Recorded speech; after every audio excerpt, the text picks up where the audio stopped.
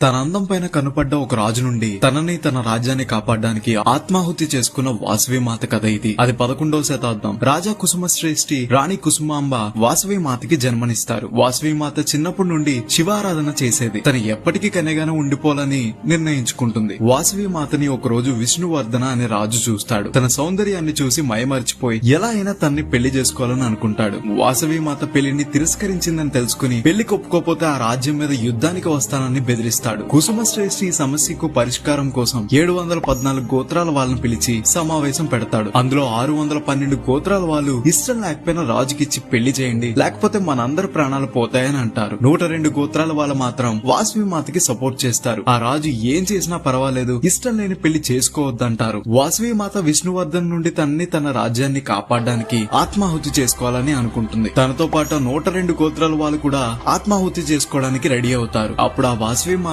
పరమేశ్వరి అవతారంలో వాళ్ళకి కనిపించి, నా కోసం ప్రాణత్యాగం చేస్తున్న మీ గోత్రాల వాళ్ళని ఎప్పుడు చల్లగా చూస్తానని మాటిచ్చి ఆహుతైపోతుంది. వాళ్ళు కూడా ఈ దైవ కార్యంలో పార్టిసిపేట్ చేసినందుకు గర్వంగా ఫీల్ అయ్యి ఆహుతవుతారు. యుద్ధానికి వచ్చిన రాజు పొలిమేరలోనే రక్తం కక్కుని చనిపోతాడు. ఇంత చరిత్ర గల ఆలయం వెస్ట్ గోదావరి తణుకుకి 20 కిలోమీటర్ల దూరంలో పెనుగొండ అనే ఊర్లో ఉంది. ఇలాంటి మరిన్ని వీడియోస్ కోసం గోదావరి స్టేషన్ ని ఫాలో అవ్వాలి మరి.